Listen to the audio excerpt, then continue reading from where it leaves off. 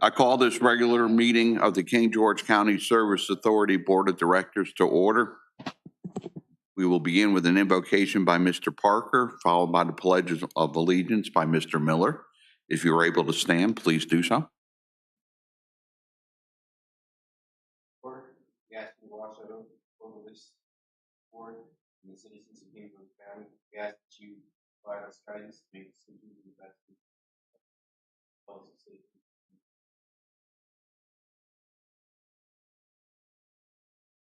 Allegiance to the flag of the United States of America and to the republic which stands one nation under God, indivisible, with liberty and justice for all.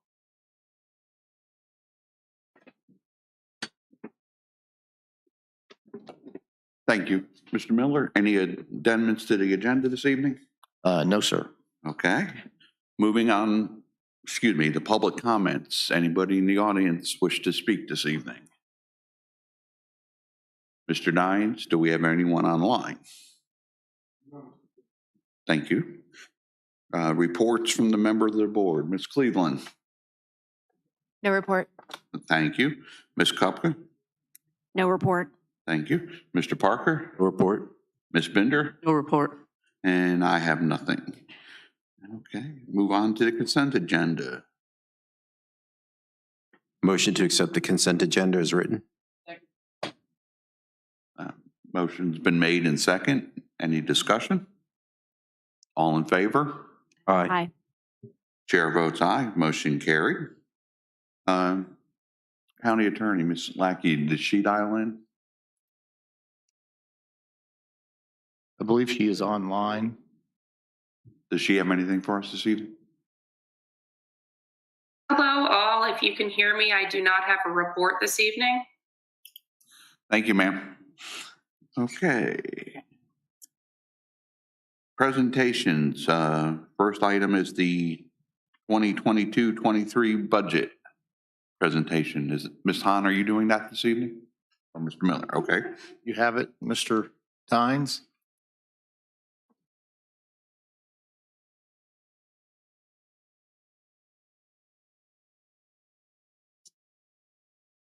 Okay, so we are presenting you the budget. You've obviously had 2 work sessions.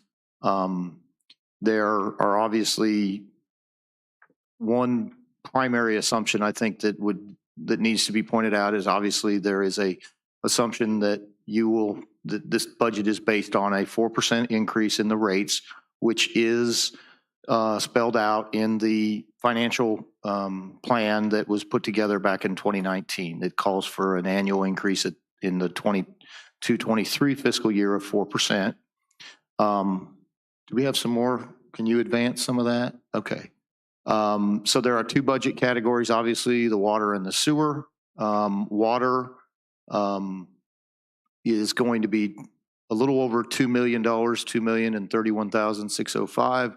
Sewer, $3.5 million, roughly.